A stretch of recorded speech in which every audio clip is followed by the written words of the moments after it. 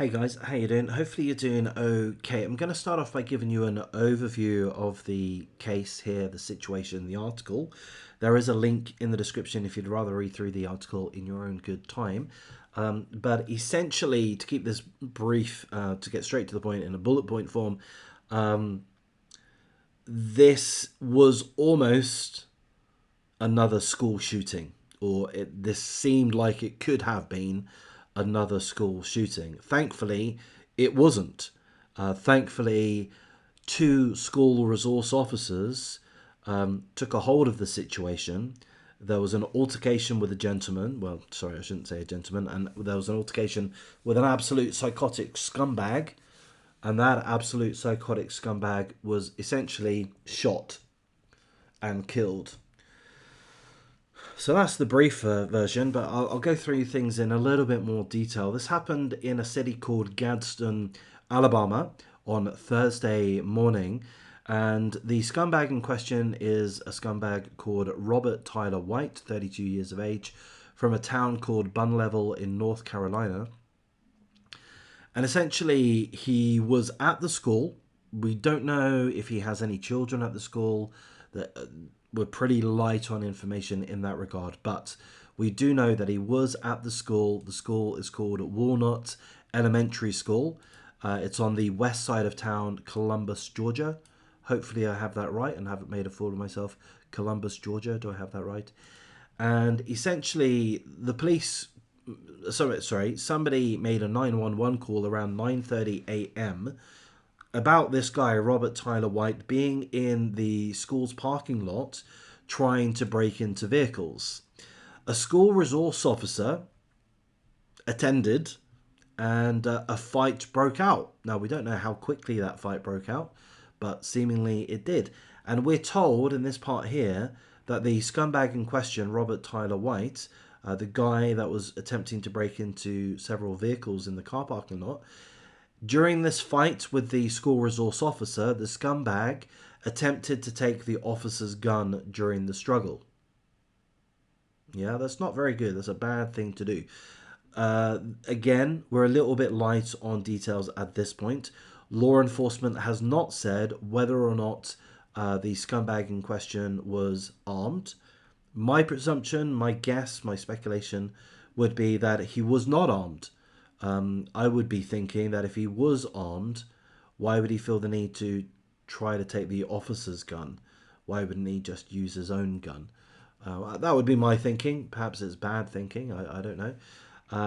Now, the article also tells us that because of the struggle, because the scumbag tried to take the school resource officer's gun, the school resource officer called for backup. Backup quickly came in the form of a second resource officer, school resource officer, and seemingly, the article's not explaining this particularly well, but seemingly a second scuffle, fight, struggle, altercation broke out. The upshot of that is that the scumbag in question was killed, presumably shot. It doesn't specifically say that, but presumably shot and killed. And one of the officers was injured. We don't know which one. We don't know the officers' names. We don't know the degree of the injury. We hope, we pray that the officer makes a full recovery. I presume that he will. The article's not telling us that the officer was in critical condition. There's no details that he was taken to a specific hospital or such. So my assumption, hopefully I'm right, is that the injury was not severe, and that he or she will make a full recovery. But that's guesswork on my part. So back to the article. Apparently the alleged scumbag, this guy who was just trying to break into cars in the school parking lot, he was an alleged potential intruder, and he was also aggressively trying to enter school doors. So I don't know at what point that was. Was that he started off with the cars and then went to the school doors? We don't really know. Again, the article's not painting a very clear picture. It's a bit of a muddied picture, but that's all we have at this point. So the superintendent for the local school area said that The school's principal said that the scumbag in question was trying to open multiple doors. When the principal was made aware of this, the school went into lockdown mode. And thankfully, the scumbag in question was not able to enter the building, and all of the children were safe. That's pretty much all of the information that we have, other than children were at the school to attend a summer literacy camp. I'm not sure if that's relevant. Maybe it is, maybe it isn't. But I guess it's, I don't know. It just kind of adds to a little bit of salt to the wound. You know, even when you in America, or even your kids when they're going to summer camp, they're still at risk. Um, you know, I don't know. Maybe that's not such a good point. That's pretty much all the information that we have. The scumbags killed. I'm happy with that. I don't know what the guy's problem was. Was he on drugs? Was he trying to steal one of the cars and drive away with it? Why did he want to break into the school itself? Did he have any children at the school? We don't know. But what we do know is that what is being alleged at this point is that he did try to take the school resource officer's gun. And if you do that, okay, heaven help you, mate. Heaven help you. You're not going to get my support. So to me, these school resource officers did exactly the right thing. They responded quickly. They put themselves in harm's way by entering into a fracas, a struggle. I'm going to suggest that, maybe you need more school resource officers. Maybe it's unfair to have an individual school resource officer, I can't think of the right word, but, make contact with a suspect. Maybe they always should be in at least a pair. It seems a little bit foolish to have a single school resource officer approach a potential school shooter or somebody who's potentially trying to cause harm to the school, to the students.